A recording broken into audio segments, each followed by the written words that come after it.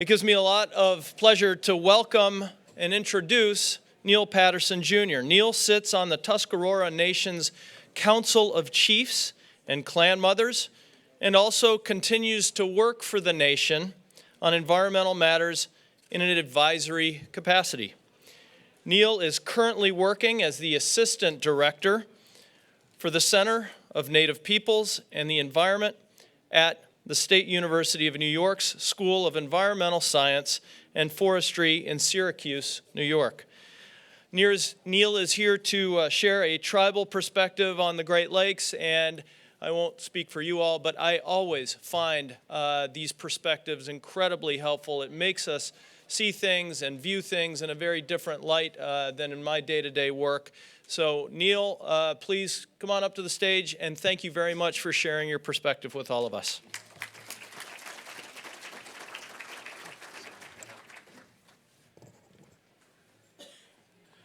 Joan Askenahe, Gata Degwadita, Disna Wakanana, Skarura, Equahela, Gaya Dakra, Wagana Harata, Hat Raguana, Gaya Guanata, Gaya Hriwayat Neri, Disna Iska, Arusanaya, Nak Equahela, Disna Gaya Gadisa. Bring greetings from the Tuscarora Nation and from the Haudenosaunee Confederacy, often called the Iroquois.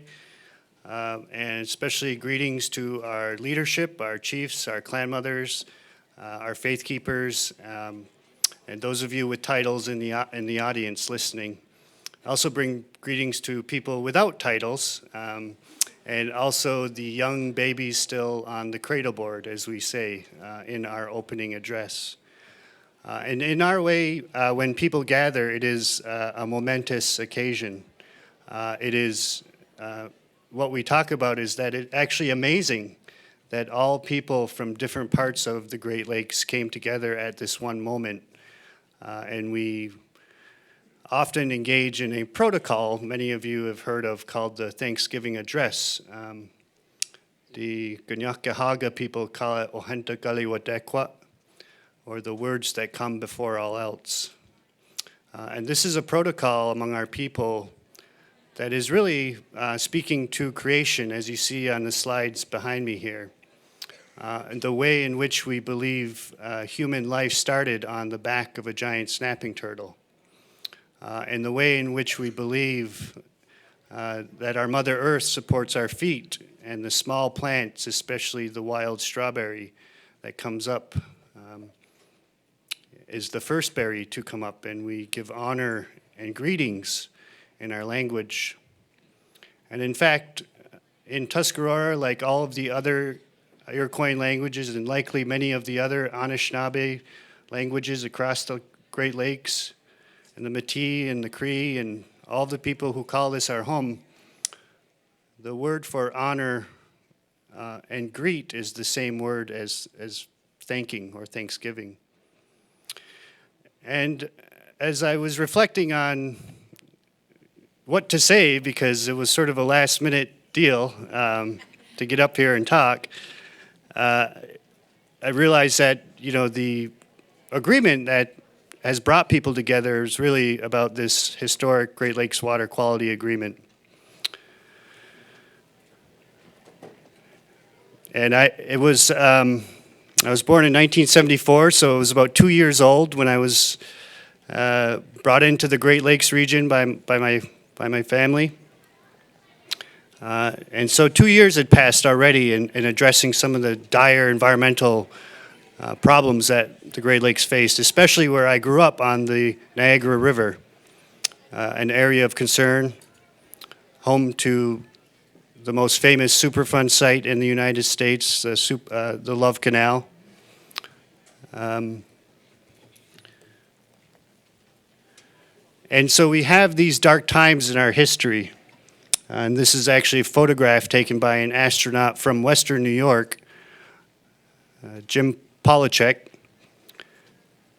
And it points out the vast amount of pollution that was occurring across the Great Lakes, mostly from Midwest coal plants, eventually addressed by the Clean Air Act and all the sulfur dioxide being deposited causing our forests to die from the top down.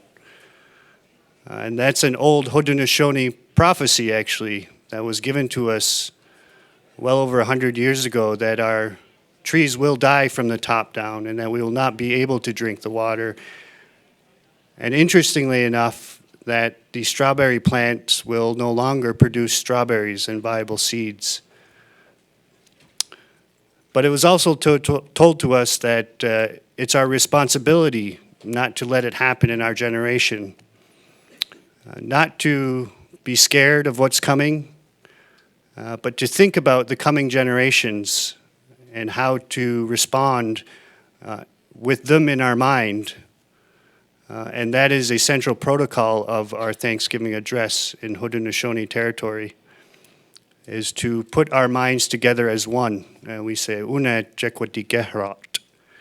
And that means we have now put our minds together as one. And I think that's an important motto, an important message for all of the people in this room working so hard, all of the governors, all of the prime ministers and presidents who came after that 1972 agreement, all of the managers of conservation districts across the Great Lakes, all of the NGOs like our waterkeeper organizations working so hard.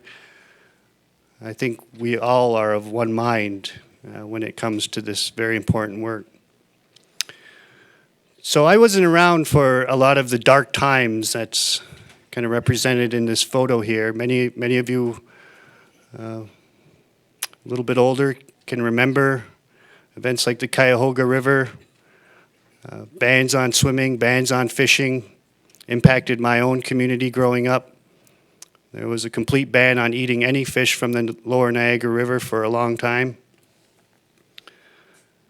And so this is simply history repeating itself across the Great Lakes, and we have agreements among Indigenous people that predate the Great Lakes Water Quality Agreement that are a model for sustainability, a model for cooperation. And I just want to share a couple of those with you.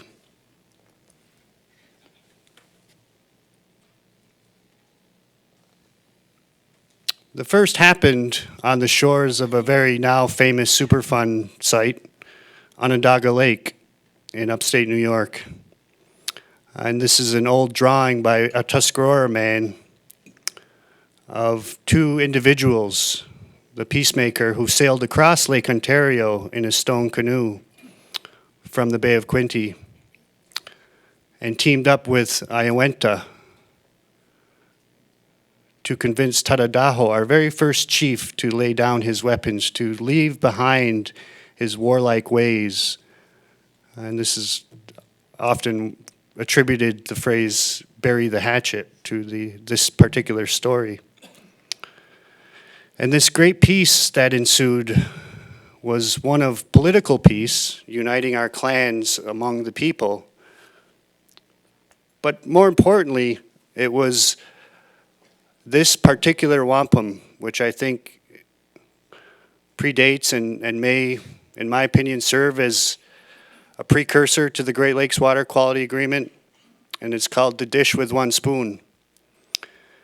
And the Dish with One Spoon talks about the agreement among the people and the leadership of the Haudenosaunee and their allies around the Great Lakes to eat this beaver tail from a bowl, not with a fork and knife, but with a spoon. And I grew up in the American education system, leaving the reservation when I was about 12 years old. And I was taught that part of basic democracy is to vote. And yet my mother talked about this Wampum Belt all the time, and she said, Neil, don't vote. Do not vote. And I'm not bringing you any sort of political message here, given the atmosphere all over both of our countries here. But it really stuck with me. It stuck with me when looking at concepts by Eleanor Ostrom about common pool resources, about management decisions that do not involve 51% as a determining factor. It reminds me of how very few fences there are in Indian country, in First Nations communities. Looking at the land as a common resource, as this beaver tail that we are to share with one spoon. It is our language that talks about how we are to view these historic agreements like the dish with one spoon. And for many of our First Nations, Aboriginal, Indigenous people across Turtle Island, you will find these instructions embedded in our language itself. And language restoration, for me, has also been part of ecological restoration. The two are the same. They're braided together. And in the Iroquoian language, we have this verb called iu. And I put this up here simply to share in Tuscarora, which has one fluent speaker left in the world. He lives down the road from me. He's 83 years old. We are quickly trying to learn the language from him. The word for Great Lake, and that is Tkanatariyu. And when, over the past 2 years, I've been studying Iroquois linguistics and finding out that iu is not an adjective. It's not the way in which we refer to the Great Lakes as they are great, but it means to be great. That it is an intransitive verb, that it cannot be transferred to a noun, that this is an object that is actually acting in this way and was given these duties and responsibilities from the time of creation. So when we say Tkanatariyu, we're talking about this inherent nature of this beautiful lake, because it means both great and beautiful in our language.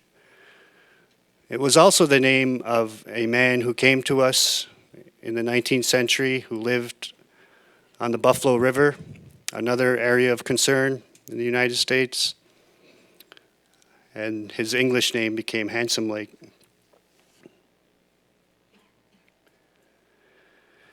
Since his time, we have been figuring out how to live with our brothers and sisters among the Great Lakes and with our visitors who came to this country.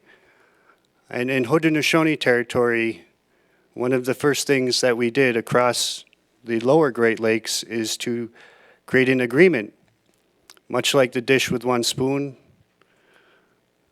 much like our language, and much like the Two-Row Wampum Treaty that the Haudenosaunee people set forth in 1613, I think is another great example and lays a foundation for agreements like the Great Lakes Water Quality Agreement.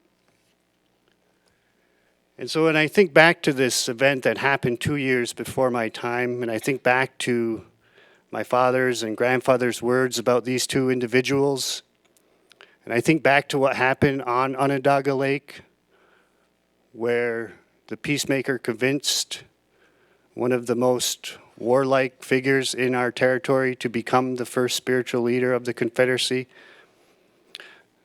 I think about this Wampum Belt.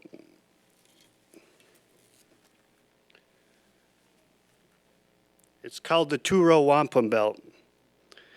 And it is, just like the dish, a metaphor, because all of the white beads in this wampum belt actually are referred to in our language as the river of life. And the three beads that connect these two purple rows are actually very specific in their meaning. They are peace, trust, and friendship. And when I see handshakes like this in 1972, when I see annexes to the Great Lakes Water Quality Agreement, both past and forthcoming, I think we constantly realize this is a reiteration of this original Two-Row Wampum Agreement. It's a political protocol, it's a call for justice, but more importantly, it's a basic call to consciousness, as my mentor and dear friend, now passed away, John Mohawk, described in some of the seminal documents in the 1970s called The Basic Call to Consciousness. And so I just encourage all of the people in the room who are making decisions about the Great Lakes to think about a basic call to consciousness, to think not about natural capital, but about natural relatives. We don't use the term natural resources very intentionally because just like this belt and just like that dish with one spoon, we are all part of creation. And so when I talk to my Ganakahaga, my Mohawk brothers and sisters and uncles up on the St. Lawrence who are dealing now with protecting drinking water supplies, and many of the First Nations communities across Southern Ontario in particular who are dealing with just providing basic needs, we have to take our time. We have to act very slowly and deliberately, thinking about those future faces to come. And that's actually our word for springtime, is that the faces are coming up through the ground. They're beginning to reveal themselves to us. And many of you have seen that in your own families, with your children and your great-grandchildren. And so we think of those individuals that are yet to come when we work on these important and historic agreements. So I just wanted to give a little bit more long-term perspective, maybe, on Great Lakes agreements across territories, across our rivers, within our watersheds. And again, I bring greetings from all of our leaderships, our chiefs, our clan mothers, our title holders from across the Great Lakes and within Haudenosaunee territory. Yawa.